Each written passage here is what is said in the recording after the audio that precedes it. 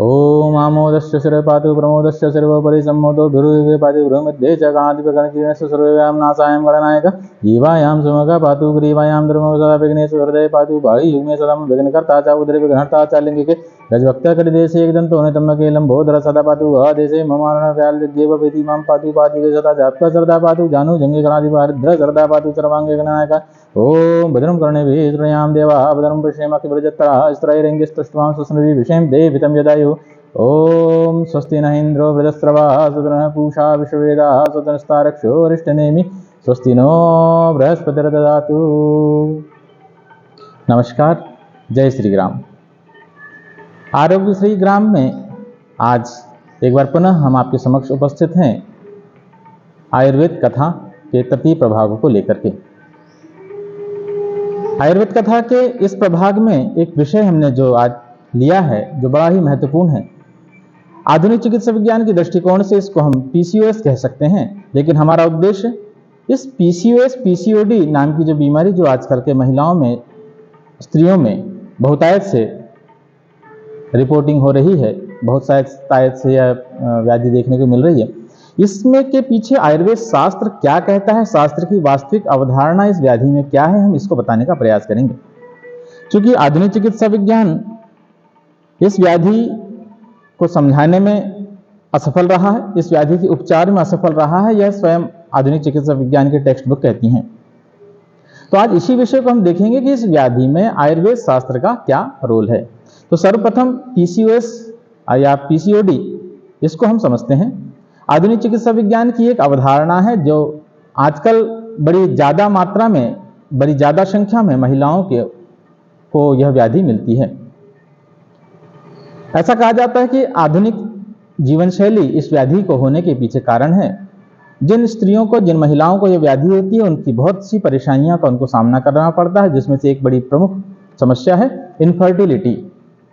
Young age की women's में, young age की गर्ल्स में मेंस्ट्रुअल इरेगुलरिटी, मासिक स्राव की अनियमितता, यह प्रमुख समस्या, और उसके पश्चात की उम्र में इनफर्टिलिटी एक बड़ी प्रमुख समस्या है। पीसीओडी या पीसीओएस में एक्चुअली होता यह है कि स्त्रियों के गर्भाशय में जो ओवरी होती है, उस ओवरी में सिस्ट लाइक स्ट्रक्चर डेवलप होने लगते हैं। वह सिस्ट लाइक स्ट्रक्चर इस प्रकार की मेंस्ट्रुअल इरेगुलरिटी का कारण बनते हैं, क्योंकि उसके कारण से महिलाओं के शरीर में कुछ हार्मोनल इम्बैलेंस होता है, वह इस बीमारी का और इससे संबंधित परेशानी का कारण बनता है। आधुनिक चिकित्सा विज्ञान ने चूंकि पीसीओडी नाम की व्याधि को समाज के सामने लाया है, तो आधुनिक चिकित्सा विज्ञान कहता है कि पीसीओडी होने के पीछे कुछ कारण चिकित्सा विज्ञान ने कहा। तो उसमें कहा, सबसे पहले तो कहा इन्फ्लामेटरी रीजन, यदि कोई शोथ या कोई इन्फ्लामेशन शरीर में है, जिसके बहुत से कारण हम आगे समझेंगे। दूसरा, इंसुलिन का रेजिस्टेंस हमारे शरीर में, इसके भी बहुत से रीजन है जिसमें आधुनिक चिकित्सा विज्ञान ने कोई विशेष प्रकाश नहीं डाला। इसके पश्चात कुछ हार्मोनल पिल्स जो महिलाएं अमूमन पीरियड्स को इरेगुलरिटी में रेगुलेशन के लिए या फैमिली प्लानिंग के लिए लिया करते हैं, वह भी इस बीमारी को होने का, इस बीमारी का कारण बनते हैं। इन सब से इतर, इसके साथ साथ चिकित्सा विज्ञान ने यह भी कहा कि इन सब के अलावा भी कई बार इस बीमारी को होने का बहुत से कारण हैं, जिसके बारे में चिकित्सा विज्ञान को अभी तक जानकारी नहीं है। अर्थात, और इसकी चिकित्सा भी चिकित्सा विज्ञान के पास कुछ स्पेसिफिक नहीं है। ऐसे समय में कुछ हार्मोनल पिल्स दिए जाते हैं या फिर सर्जिकल एक्सीजन किया जाता है, जो कि बड़ी तकलीफदेह स्थिति है। ऐसा कहा जाता है कि पीसीओडी या पीसीओएस में आयुर्वेद चिकित्सा बहुत अच्छी होती है, और यह है भी। लेकिन एक सामान्य व्यक्ति को समझ के स्वरूप में आयुर्वेद शास्त्र क्या कहता है इस पीसीओडी में, इसको आज हम समझने का प्रयास करेंगे। इसके लिए हम आयुर्वेद शास्त्र में एक व्याधि का वर्णन है, ऋषियों ने कहा है, उसकी आज चर्चा कर देंगे। चरक संहिता में एक व्याधि का अध्याय है, मिलता है, जिसको हम गुल्म अध्याय कहते हैं। पहले इस गुल्म को समझ लेते हैं और उसके पश्चात एक भाव पदार्थ को आज समझने का प्रयास करेंगे, क्योंकि बड़ी आवश्यकता है कि पीसीओडी या पीसीओएस को जो आधुनिक चिकित्सा विज्ञान ने जो स्वरूप में होने के कारण बताए, उससे इतर आज देखने की आवश्यकता है, क्योंकि अनेक महिलाएं ऐसी हैं जो आधुनिक चिकित्सा विज्ञान का उपचार लेकर के भी इस बीमारी से मुक्त नहीं हो पा रही हैं। उसके लिए हमको इस व्याधि को देखने का दृष्टिकोण बदलना पड़ेगा। शास्त्र क्या कहता है उसको इंटरप्रेटेट करने की आवश्यकता आज है। वही आज हम प्रयास करेंगे। इसमें मुख्यतः हम गुल्म नामक जो व्याधि है वह और एक भाव पदार्थ का महात्म्य हमारे शरीर में क्या है, इस विषय पर आज हम चर्चा करेंगे। गुल्म व्याधि के विषय में शास्त्रों में कहा है यह कि यह एक प्रकार का इन्फ्लामेशन है, जिसको शास्त्रों में एक देशी शोथ कहते हैं। इन्फ्लामेशन, शोथ का अर्थ होता है इन्फ्लामेशन। शरीर में कहीं कोई यदि पैथोलॉजिकल कोई रीजन हुआ, कोई कारण बना, तो उसकी वजह से हमारे शरीर में वायु का प्रकोप होता है। कोई कारण बना, हेतु हुआ, तो उसके कारण वायु का प्रकोप होता है, और उस वायु के प्रकोप की वजह से उस स्थान पर गुल्म नामक व्याधि होती है। ऐसा कहा जाता है कि यदि वायु पूर्व में ही प्रकोपित है किसी आपके आहार और विहार से, और उसके बाद कोई पैथोलॉजी क्रिएट होगी, तो वह गुल्म का रूप में अभिव्यक्त होगी। गुल्म को हम ऐसा समझ सकते हैं कि वायु का गोला। तो जो हमारे पेट में कोई दर्द हो रहा है, कभी यहां दर्द हो रहा है, कभी यहां दर्द हो रहा है, तो इसको हम वायु का गोला बोल सकते हैं, यह भी गुल्म है। लेकिन इससे इतर गुल्म की एक और परिभाषा है कि गुल्म का अर्थ भी होता है कोई शोथ या कोई ग्रंथि हमारे शरीर में बन जाना। और पीसीओडी में एक ग्रंथि नुमा संरचना महिलाओं की ओवरी में निर्मित हो जाती है, जिसको हम पीसीओडी कहते हैं। तो इसका को हम गुल्म नामक व्याधि के जो चिकित्सा सूत्र है उसके अनुरूप जब हम चलते हैं, तो इस पीसीओडी का हम संपूर्ण उपचार करने में समर्थ हो पाते हैं आयुर्वेद चिकित्सा के दृष्टिकोण से, आयुर्वेद चिकित्सा में। जैसा कि मैंने कहा कि यह एक देशी शोथ है गुल्म, और इसको हम आज कोरिलेट करेंगे पीसीओडी से।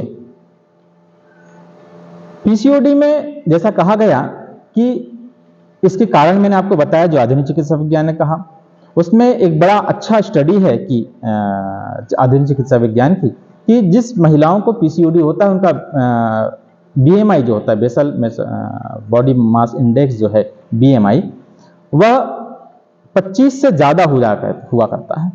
अर्थात यह एक प्रकार का हमारे शरीर में obesity like structure, obesity like स्वरूप है हमारे शरीर में। ओबेसिटी में भी बीएमआई व्यक्ति का बढ़ा हुआ रहता है। सामान्य रूप से 20 से कम बीएमआई होना चाहिए, 25 से कम बीएमआई होना चाहिए व्यक्ति के शरीर का बॉडी मास इंडेक्स। लेकिन पीसीओडी में ऐसा कहा जाता है कि बॉडी मास इंडेक्स जो है 25 से बढ़ जाया करता है, जो भी ओबेसिटी, मेंस्ट्रुअल इरेगुलरिटी और पीसीओडी का कारण बनता है। एक और स्टडी है जिसमें कहा जाता है कि जो अर्बन वुमेन्स जो हैं, यानी शहरी क्षेत्र की महिलाएं हैं, उनमें पीसीओडी के चांसेस ज्यादा रहते हैं बनिस्बत की ग्रामीण क्षेत्र में। तो ऐसा एक स्टडी कहती है कि 0.1% संभावना ग्रामीण क्षेत्र की महिलाओं में पीसीओडी होने का कम होता है बनिस्बत की शहरी क्षेत्र की महिलाएं। ये तो आधुनिक चिकित्सा विज्ञान के जो स्टडी है उसके आधार पर हमने समझा। जैसा मैंने कहा कि इसको हम गुल्म के रूप में देखते हैं, तो हम आज गुल्म की चिकित्सा के बारे में बात करेंगे। लेकिन उसके पूर्व एक और विषय की बात करते हैं। जैसे आधुनिक चिकित्सा विज्ञान ने कहा कि पीसीओडी का कारण एक हार्मोनल इंबैलेंस है।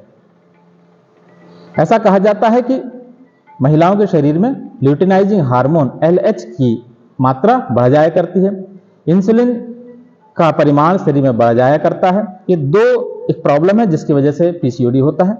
और इसके अतिरिक्त इसके साथ साथ एक और कारण है कि कहा जाता है कि टेस्टोस्टेरोन का लेवल महिलाओं के शरीर में बढ़ जाता है, जिसकी वजह से पीसीओडी डेवलप होता है।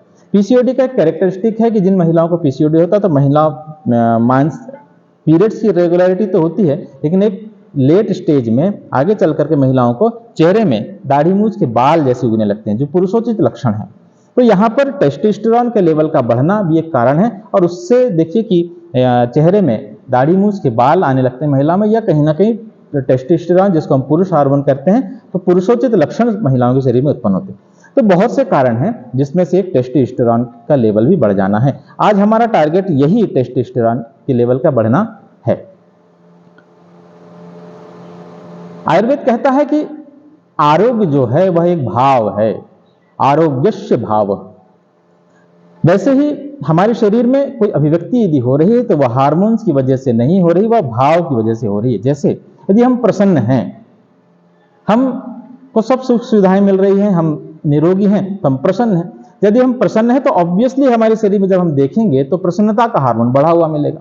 मान लो किसी कारण से हमारा धन की चोरी हो गई, हमको किसी क्षेत्र में असफलता हो गई, तो हम उदास से बैठेंगे। ऐसे क्षण में हम जब देखेंगे तो उदासी का हार्मोन्स हमारे शरीर में जो हमको अवसाद में लेके जाता है, ऐसे हार्मोन्स की मात्रा बढ़ी मिलेगी। ये बताता है कि हार्मोन से ये सब चीजें नहीं हो रही। हार्मोन तो अभिव्यक्ति का एक कारण मात्र है, एक स्वरूप मात्र है, लेकिन वह जो परिवर्तन है वह भाव पदार्थ से होता है।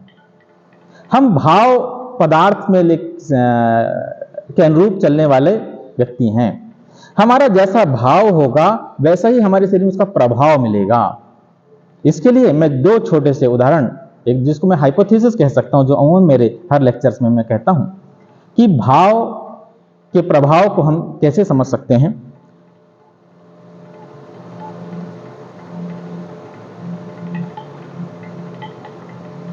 मान लीजिए एक स्कूल में, एक कॉलेज में एक लड़की एक लड़का पढ़ने के लिए गए।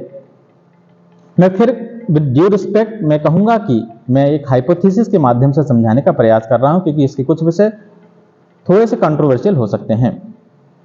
एक बच्चा एक बच्ची स्कूल कॉलेज में पढ़ने के लिए गए, कॉलेज में पढ़ने के लिए गए। वहां पर उनका उद्देश्य था जीवन का कि पहले यूजी करेंगे, फिर पीजी करेंगे, फिर कुछ और हायर स्टडी करेंगे और एक जीवन को दिशा देंगे।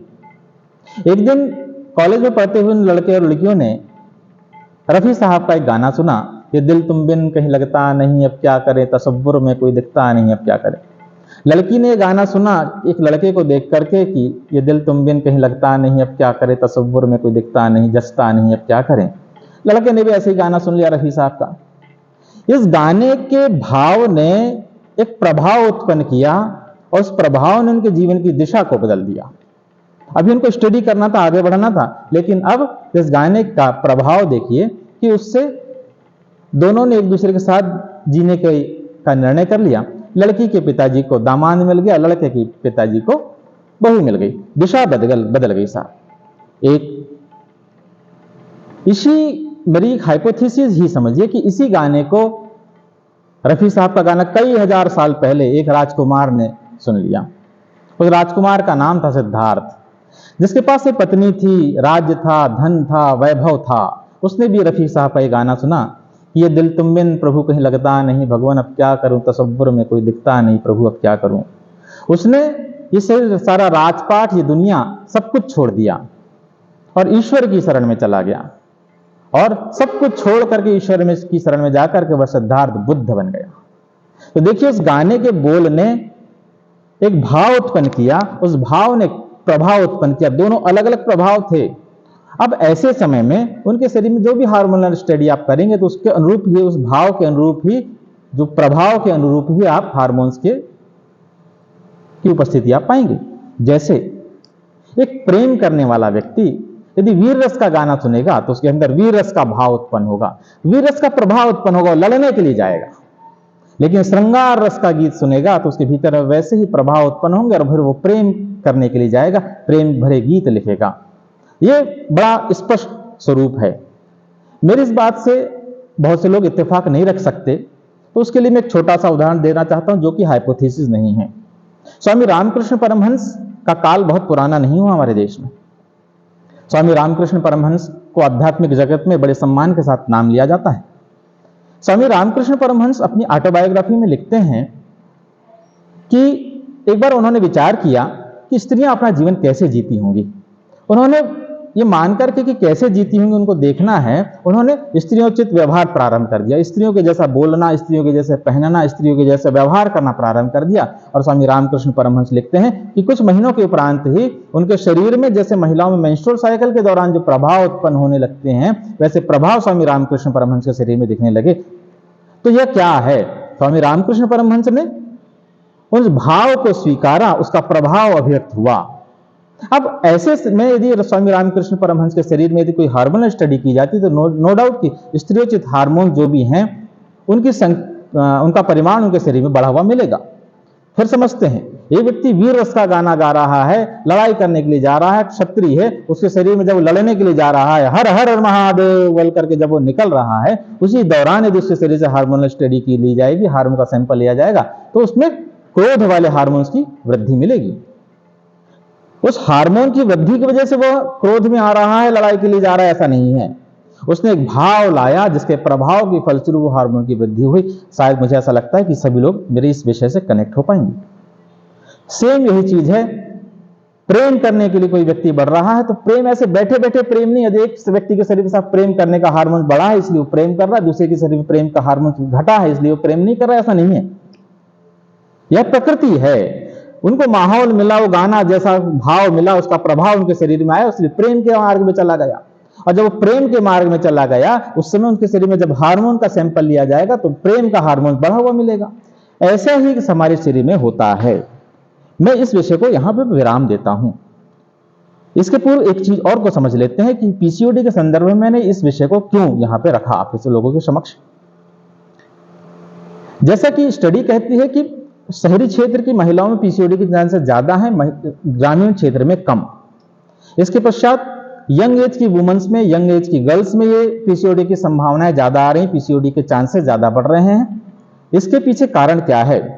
तो अनियमित आहार विहार, अनियमित दिनचर्या, आधुनिक जीवन शैली उसके पीछे कारण है। ये तो एक मोटी सी बात होगी, लेकिन एक छोटा सा विषय और भी है। इसी अनियमित जीवनचर्या की वजह से उनमें इंसुलिन का लेवल गड़बड़ होता है। इसी अव्यवस्था की वजह से दो और विषय उत्पन्न होते हैं, जिसमें से एक जिसको मैंने नहीं कहा, आधुनिक चिकित्सा विज्ञान ने कहा कि महिलाओं के शरीर में, लड़कियों के शरीर में टेस्टोस्टेरोन का हार्मोन का लेवल बढ़ जाता है। अब देखिए, टेस्टोस्टेरोन जो है वो पुरुषोचित हार्मोन है, पुरुषोचित स्वभाव के लिए जिम्मेदार है, ऐसा कहा जाता है टेस्टोस्टेरोन हार्मोन। महिलाओं के शरीर में भी टेस्टोस्टेरोन लेवल रहता है, लेकिन कम मात्रा में रहता है। किसी कारण से वो बढ़ गया तो वह पीसीओडी लाएगा, किसी कारण से वो बढ़ गया तो चेहरे में दाढ़ी मूंछ लाएगा। आयुर्वेद शास्त्र कहता है कि दाढ़ी मूंछ जो है वो पुरुषोचित भाव हैं, पितृज भाव हैं। इसमें हम ऐसा कहते हैं कि अस्थि धातु का मल है दाढ़ी और मूंछ, पितृज भाव हैं दाढ़ी और मूंछ, पुरुषों में होता है। आधुनिक चिकित्सा विज्ञान ने कहा कि टेस्टोस्टेरोन पुरुषों में ज्यादा होता है इसलिए पुरुषोचित लक्षण है, महिलाओं में एस्ट्रोजन प्रोजेस्टेरोन होता है इसलिए स्त्रियोचित लक्षण है। लेकिन क्या ऐसा हो गया कि स्त्रियों में टेस्टोस्टेरोन का लेवल बढ़ गया? आधुनिक चिकित्सा विज्ञान कहता है इसका कोई कारण नहीं है, शास्त्र कहता है इसका कारण है भाव और प्रभाव। देखिए होता क्या है उसको और समझते हैं। आजकल की जीवन शैली ऐसी हो गई कि हमारी लड़कियां, हमारी बच्चियां कॉलेज गई हैं, कॉलेज में जाएंगे तो कॉलेज में जाने की वजह से कानों में बाली पहनना पसंद नहीं करते, हाथों में चूड़ियां पहनना पसंद नहीं करते, और जो स्त्रियोचित वियरिंग्स जो हैं, लड़कियों के जो कपड़े हैं, सलवार सूट, ये वो बहुत कम पहनती हैं। वो जीन्स टी शर्ट पहनना चाहती हैं, अपने बालों को छोटा रखना चाहती हैं। ये फैशन है, इसमें मैं विरोध नहीं कर रहा हूं, लेकिन देखिए इस प्रकार से, और हमारे शरीर में आपने देखा होगा कि आपके निजी जीवन में भी हमारी जो बच्चियां हैं, हम लाड़ प्यार से स्वीकार करते हैं। हमारी बेटियां कहती पापा मैं जाऊंगा, पापा मैं खाऊंगा, पापा मैं पढ़ूंगा, पापा मैं घूमूंगा, मैं घूमूंगी, मैं खाऊंगी, मैं आऊंगी, मैं जाऊंगी नहीं कहती, मैं आऊंगा, मैं जाऊंगा, मैं करूंगा, मैं पढ़ूंगा। हमको बड़ा अच्छा लगता है कि मेरी बेटी लाड़ से हमको ऐसा करे, लेकिन देखिए वो पुरुषोचित भाव में प्रवेश कर रही है, जीन्स टी शर्ट पहन के पुरुषोचित भाव में प्रवेश कर रही है। इसको उन्होंने त्याग दिया, चूड़ियां त्याग दिया, स्त्रियों के कपड़ों के बनिस्बत थोड़े से पुरुषोचित जीन्स टी शर्ट में आगे। मैं फिर कह रहा हूं कि जीन्स टी शर्ट का मैं विरोधी नहीं हूं, लेकिन सामंजस्य स्थापित करने की आवश्यकता है आज। तो जब इस प्रकार से पुरुषोचित भाव में वो प्रवेश कर रही हैं बच्चियां, तो इससे पुरुषोचित प्रभाव उत्पन्न होगा। इस वजह से टेस्टोस्टेरोन का लेवल बढ़ रहा है। आधुनिक चिकित्सा विज्ञान और बहुत सा कथित सभ्य समाज मेरी इस बात से शायद सहमत ना हो, लेकिन टेस्टोस्टेरोन लेवल बढ़ने का यह कारण है।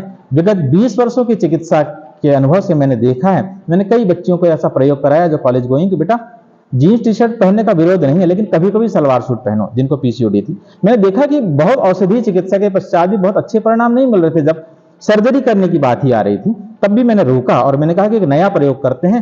तब मैंने उनको ये कहा कि जीन्स टी शर्ट का प्रयोग थोड़ा सा कम करो लेकिन कम करो, कभी कभी सलवार सूट पहनो, कान में बाली, नाक में नथनी, हाथ में चूड़ी कभी कभी जरूर पहनो। इतना करने मात्र से बहुत अच्छे परिणाम मिले। साथ ही साथ हमने जो आहार विहार की जो हम लोग जो सुधार करते हैं उसको हमने किया और बहुत अच्छे आश्चर्यजनक परिणाम हमको मिले, जो कि केवल औषधि चिकित्सा से, केवल मेडिसिन से कुछ प्राप्त नहीं हो रहे थे। यह तो एक विषय हुआ पीसीओडी का। दूसरा एक विषय और है जो शास्त्रों के पास जाने में हमको फिर मिलेगा। पीसीओडी जैसा आधुनिक चिकित्सा विज्ञान कहता है कि यह आधुनिक जीवनचर्या का एक हिस्सा है। आधुनिक जीवन शैली जो है उसकी वजह से पीसीओडी हो रहा है। बिल्कुल कैसे हो रहा है देखिए, हमने पुराने शास्त्रों के जो निर्देश थे उसको नजरअंदाज किया, आधुनिकता की होड़ में हमने कैसे उनसे दूर चले गए हमको पता ही नहीं चल रहा है। जैसे मेंस्ट्रुअल साइकिल जो मासिक धर्म है स्त्रियों का एक बड़ा वैशिष्ट्य है। उस मासिक धर्म की वजह से स्त्रियों में स्त्रियोचित गुण हैं। उस मासिक धर्म की वजह से स्त्री मां बनती है। उस मासिक धर्म की वजह से उसके भीतर में जितने भी व्यवहार होते हैं वह उस मेंस्ट्रुअल साइकिल के से संबंधित होते हैं। उसी से महिलाओं के फीमेल हार्मोन एस्ट्रोजन प्रोजेस्टेरोन निकलते हैं। संक्षेप में मैं इसको, चूंकि मैंने कहा कि आयुर्वेद की कथा किसी विद्यार्थी किसी चिकित्सक के लिए नहीं है, यह सामान्य व्यक्ति के लिए, कि सामान्य व्यक्ति को भी अधिकार है कि वह चिकित्सा के कुछ स्वरूप को, जो आदर्श स्वरूप है आधुनिक चिकित्सा विज्ञान का भी और शास्त्रों का जो स्वरूप है उसको समझे। क्योंकि आज के समय में हर व्यक्ति को अधिकार है कि केवल डॉक्टर पे, चिकित्सक पे डिपेंडेंसी ना रहे, खुद भी थोड़ा सा समझे लेकिन यथार्थ को समझे। आधुनिक चिकित्सा विज्ञान ने थोड़ा सा कहीं ना कहीं, मुझे क्षमा करेंगे, लोगों को बरगलाया है। उसके पीछे व्यावसायिक मानसिकता है।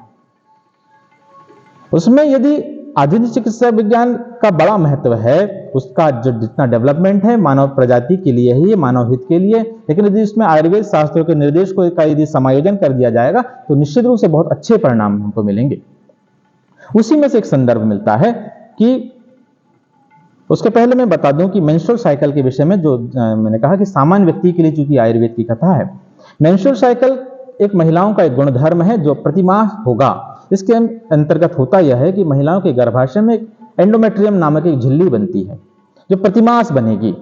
उसके पीछे ऐसी व्यवस्था है कि यदि गर्भाशय गर्भ के धारण के लिए है, यदि गर्भ का धारण हो जाएगा तो प्रतिमास वह एंडोमेट्रियम नामक झिल्ली गर्भाशय में बनती है। यदि गर्भ का धारण हो गया तो वह गर्भ के लिए वह एंडोमेट्रियम की झिल्ली एक चादर का काम करेगी, बिस्तर का काम करेगी। वो बिस्तर जितना अच्छा बनेगा, जितना स्वस्थ बनेगा, बच्चा उतना अच्छा डेवलप होगा। यदि वो एंडोमेट्रियम, आजकल हम लोग जब सोनोग्राफी कराते हैं तो देखते हैं कि एंडोमेट्रियम की थिकनेस बढ़ रही है, इसलिए साहब मिसकैरेज हो रहा है। वो एक प्रकार का बिस्तर है, चादर है। यदि वो गड़बड़ बन रहा है, बच्चे को तकलीफ होगी सोने में, रहने में, तो इस प्रकार से यदि तकलीफ होगी तो मिसकैरेज का कारण बन जाएगा। यदि बिस्तर आपका बड़ा कोमल सा हो, बड़ा अच्छा हो, तो आपको नींद अच्छी आएगी। बिस्तर यदि आपका कड़ा हो, रूखा हो, खराब हो, तो आपको नींद नहीं आएगी। छोटा सा शिशु जो गर्भ की जहां जहां पर धारणा हो रही है, उसको जो बिस्तर है यदि स्वस्थ नहीं होगा तो वह बच्चे का डेवलपमेंट नहीं होगा। इसी वजह से मिसकैरेज हो जाएगा, जिसको गर्भ का गिर जाना कहते हैं। तो यहां पे एंडोमेट्रियम का यह कारण है बनने का। कितनी अच्छी व्यवस्था ईश्वर की है कि हर मास वह चादर, वह बिस्तर गर्भ में बनेगा, गर्भाशय में बनेगा। और यदि गर्भ की निर्मिति वहां पे हो गई, स्थापना हो गई है, तो वो उसके लिए 9 मास तक डेवलपमेंट के लिए मदद करेगा। और नहीं तो 1 माह के पश्चात वह बिस्तर नष्ट हो जाएगा। और इसी वजह से मेंस्ट्रुअल साइकिल प्रारंभ होता है, मासिक धर्म महिलाओं में प्रारंभ होता है। वह चादर धीरे धीरे टूटती हुई शरीर से निकल जाती है। इस प्रकार से गर्भाशय की सफाई होती है। ऐसा समझिए कि प्रतिमास बिस्तर बदलता है।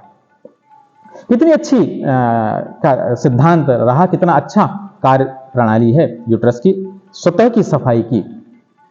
इसी वजह से मासिक चक्र में ब्लीडिंग होती है, महिलाओं को महीना आता है, हम ऐसा कहते हैं, उस एंडोमेट्रियम के नष्ट होने की वजह से। इसमें गड़बड़ी होगी तो प्रॉब्लम्स आएंगी, इनफर्टिलिटी में यह भी एक बहुत बड़ा कारण बनता है। यहां पर शास्त्रों की एक अवधारणा बड़ी महत्वपूर्ण है। शास्त्रों का एक निर्देश, अवधारणा नहीं कहेंगे, शास्त्रों का निर्देश कहेंगे, ये बड़ा महत्वपूर्ण है।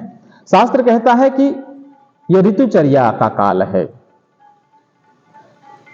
ऋतुचर्या का अर्थ होता है ये मेंस्ट्रुअल साइकिल के जो 4-5 दिन महिलाओं के होते हैं उसको हम ऋतुचर्या कहते हैं। ऋतुचर्या में बड़े निर्देश हैं शास्त्रों में। ऋतुचर्या में 2 बड़े स्पेसिफिक निर्देश शास्त्र ने कहा, चरक संहिता में इसका और सुश्रुत में बड़ा अच्छा सारी स्थान में वर्णन मिलेगा कि मेंस्ट्रुअल साइकिल के दौरान, ऋतु चक्र के दौरान महिलाओं को आहारी अपतर्पण और विहारी संतर्पण करना चाहिए। इसको मैं समझाता हूं, ऐसा शास्त्र का निर्देश है। संतर्पण का अर्थ होता खूब खाना, आराम करना, आलस्यपूर्ण जीवन जीना, यह संतर्पण हुआ। अपतर्पण का अर्थ हुआ उपवास रखना, कुछ नहीं खाना, व्यायाम करना, घूमना फिरना, शरीर को में चर्बी जो जमा है उसको दूर कर लेना। इस प्रकार से हम कहते हैं संतर्पण का अर्थ होता है शरीर को पोषण ज्यादा देना, अवतर्पण का अर्थ हुआ शरीर यदि मोटा है तो उसको दुबला करना, उसके वसा को शरीर से कम करना। तो शास्त्रों में देखिए फिर इसको ध्यान देंगे, संतर्पण अवतर्पण की परिभाषा आपने समझा। अब शास्त्र कहता है कि ऋतुचर्या के दौरान, मेंस्ट्रुअल साइकिल के दौरान महिलाओं को आहारी अपतर्पण करना है और विहारी संतर्पण करना है। अब आज के समय में हो क्या गया, इसका ठीक विपरीत हो रहा है। वर्किंग वुमन से शास्त्र ने कहा आहारी विहारी संतर्पण, अर्थात इस दौरान आपको रेस्ट करना है, बिस्तर में रहना है, आराम करना है। लेकिन वर्किंग वुमन्स हैं, उनको रोजमर्रा के जीवन में जैसा 30 दिन का उनका जीवन चक्र है कि सुबह घर से निकलना है, स्कूल कॉलेज जाना, ऑफिस जाना, उतना ही एक्सर्शन करना है। तो शास्त्रों के निर्देश की अवहेलना तो हो ही गई कि विहारी संतर्पण आप नहीं कर पा रहे, रेस्ट नहीं कर पा रहे। अब देखिए पुराने समय में पुराने जो महिलाएं थी, दादी माँ की उम्र की महिलाएं, वो महिलाओं को मना करती थी पीरियड्स के दौरान घर से नहीं निकलना, आराम करना। ये शास्त्रों का वो निर्देश था, दादी माँ का नुस्खा नहीं था, कपोल कल्पना नहीं थी। दादी माँ कहती थी कि रेस्ट करना है, अर्थात विहारी संतर्पण करना है, आहारी अपतर्पण करना। उस दौरान महिलाएं, पुरानी महिलाएं बोलती थी कि पीरियड के दौरान आपको अचार नहीं खाना, मिठाई नहीं खाना, खूब सारा भोजन नहीं करना, थोड़ा सा भोजन करना, अर्थात आहारी अपतर्पण करना, फास्टिंग करना। लेकिन आज क्या हुआ, ड्यूरिंग पीरियड महिलाएं चाट फुल्की खा रही हैं, पराठे खा रही हैं, पनीर खा रही हैं, और पीरियड के दौरान बहुत ज्यादा स्पाइसी चीज खाने की इच्छा होती है स्वभावतः, और वो ज्यादा खाती हैं। तो शास्त्रों के दोनों निर्देश का उल्लंघन हो रहा है यहाँ पर कि आहारी, शास्त्र ने कहा आहारी अपतर्पण अर्थात कम खाना, वहां आहारी संतर्पण हो रहा है, खूब ज्यादा खा रहे हैं। विहारी संतर्पण करना तो विहारी अपतर्पण हो रहा है, रोज ऑफिस जा रहे हैं, रोज एक्सरसाइज कर रहे हैं, रोज, अब उनकी मजबूरी है, आधुनिक जीवन शैली की मजबूरी है ये। इस प्रकार से शास्त्र कहता है यदि इन शास्त्रों के निर्देश का उल्लंघन होगा तो भी व्याधि उत्पन्न होगी। और व्याधि कहां उत्पन्न होगी, जहां पर उसकी पैथोलॉजी होगी। तो शास्त्र कहता है कि पीरियड्स के दौरान महिला की व्रणित संज्ञा है, अर्थात व्रणित है, उसको व्रण है गर्भाशय में, तभी तो ब्लीडिंग हो रही ना। जब व्रण संज्ञा है, व्रणित है महिला, तो बड़ी सावधानी रखना होगा। नहीं तो शास्त्र कहता है कि व्रण का यदि समुचित उपचार नहीं होगा तो वहां ग्रंथि बन जाएगी। आयुर्वेद शास्त्र में है कि ग्रंथियां कैसे बनती। तो व्रण का समुचित उपचार नहीं हुआ, व्रण के उपचार की जो दिशा निर्देश थे उसका हमने पालन नहीं किया, तो वहां ग्रंथि बन जाएगी। इसी वजह से वहां पे पीसीओडी डेवलप हो रही है, दोनों ओवरी जो है वहां पे ग्रंथियां डेवलप होने लगी, जिसको हम पीसीओडी कहते हैं, सिस्ट कहते हैं। इसी वजह से गर्भाशय में फाइब्राइड डेवलप होते, ग्रंथि बन जाती है। अलग अलग इसके विषय में विस्तार भय से हम अभी यहाँ बात नहीं कर रहे, कभी अगले एपिसोड में हम चर्चा करेंगे कि कैसे वो पीसीओडी डेवलप हो रहा है, कैसे वो फाइब्राइड यूट्रस डेवलप हो रहा है, इसी एक प्रिंसिपल के थ्रू। तो यह कारण है पीसीओडी डेवलप होने का शास्त्रों का संदर्भ के अनुरूप जो मैंने इंटरप्रेटेड किया। मैंने देखा है कि इस प्रकार का व्यवहार करवा करके भी हम महिलाओं की इन बीमारियों से को थोड़ा बहुत कंट्रोल कर पाते हैं। उसके साथ साथ कुछ औषधि चिकित्सा जब हम करते हैं तो उससे हमको मदद मिलती है। प्रारंभ में मैंने कहा था कि आयुर्वेद शास्त्र में गुल्म को हम ऐसा मानते हैं कि गुल्म एक प्रकार का पीसीओडी है, या पीसीओडी गुल्म ही है, फाइब्राइड यूट्रस गुल्म ही है। गुल्म में हम कहते हैं कि वायु जो स्थान है वहां पे जब पहले से यदि वायु प्रकोपित है और उसके पश्चात यदि हेतु सेवन हमने कर लिया, हेतु अर्थात कॉजेटिव फैक्टर, तो हेतु सेवन मैंने कहा कि आहारी संतर्पण विहारी अपतर्पण हमने किया, ये हेतु है। दूसरा हमने ये कर दिया, जो हमने कहा था भाव पदार्थ जो कारण है टेस्टोस्टेरोन लेवल का बढ़ाने का, उस हेतु को भी हम कम करना है। तो हम आयुर्वेद में हेतु की चिकित्सा करते हैं, पीसीओडी की चिकित्सा नहीं करते। तो हेतु की चिकित्सा करके हम इसके हेतु जो कॉजेटिव फैक्टर की हम चिकित्सा करते हैं। इसके पश्चात हमने देखा कि जो हमारा पेल्विक रीजन है, जो कटी प्रदेश है, वह वायु का स्थान है। वहां पे वायु रोजमर्रा के जीवन में अनियमित आहार विहार की वजह से वायु प्रकोपित है। जो पक्वाशय हमारा है, जो हमारा मल का स्थान है, वहां पर यदि हमारी बावल हैबिट्स अच्छी नहीं है तो वहां पे मल विसर्जन की प्रक्रिया बहुत अच्छी आपकी यदि नहीं है तो वहां पे वायु का प्रकोप होगा। ये पेल्विक पोर्शन वायु का स्थान है, वहां वायु का प्रकोप होने का कारण भी हो गया आपका पाचन की गड़बड़ी। ऐसे में यदि वहां पर आपने कुछ हेतु का सेवन कर लिया, जो मैंने 2 हेतु बताए, और आधुनिक चिकित्सा विज्ञान में भी कुछ हेतु हैं, जैसे ओरल पिल्स महिलाएं जो लेती हैं वो, और भी कुछ इन्फ्लेमेटरी रीजन्स हमारे शरीर में है वो, तो उस वजह से उस स्थान पर चूंकि व्रण है वहां पर वो हेतु और वो वायु ऑलरेडी प्रकोपित है, इस वजह से वहां पर गुल्म की संप्राप्ति बनती है और वहां पर छोटे छोटे गुल्म बनते हैं जो कि सिस्ट है, जो कि गठान है, या फाइब्राइड यूट्रस है, या पीसीओडी है। इसकी चिकित्सा के लिए फिर हम वस्ती चिकित्सा करते हैं। तो हम वस्ती चिकित्सा एक अलग विषय है चर्चा का, जिसके माध्यम से हम इसका उपचार करते हैं, जिसमें उत्तर वस्ती और आस्थापन निरूह वस्ती, जिसको जो पंचकर्म का भाग है, इसके साथ साथ हमारे यहाँ एक कुकुट नखी एक बड़ा अच्छी हर्ब है जिसका हम प्रयोग करते हैं। किसी भी ग्रंथि को डिसॉल्व करने के लिए कुकुट नखी का हम प्रयोग करते हैं, जिसका योग बना करके हम यदि देंगे तो बहुत अच्छी मदद मिलती है। साथ ही साथ चंद्रप्रभावटी एक बड़ा अच्छा योग है। यशद भस्म किसी भी ग्रंथि को, शरीर की किसी विभाग में यदि कोई ग्रंथि है तो उसको डिसॉल्व करने के लिए यह औषधि बड़ा अच्छा कार्य करती है। इस प्रकार से मैं औषधि बताना मेरा उद्देश्य नहीं है। यदि ऐसी कोई परेशानी है तो आपको चाहिए कि किसी योग्य चिकित्सक, एलोपैथी का भी चिकित्सक हो तो चलेगा, या आयुर्वेद का चिकित्सक, ये आपका विवेक है, या आपका विवेकाधिकार है आपको किससे चिकित्सा करानी है। लेकिन सम्यक चिकित्सा, मेरा ऐसा मानना है कि संपूर्ण चिकित्सा, परफेक्ट हेल्थ जिसको कहते हैं, वो केवल आयुर्वेद के माध्यम से प्राप्त किया जा सकता है। तो आज की इस आयुर्वेद कथा के प्रभाग में इतना ही। अगली कथा में, अगले प्रभाग में हम एक अन्य विषय को लेकर आपके सामने पुनः उपस्थित होंगे। धन्यवाद।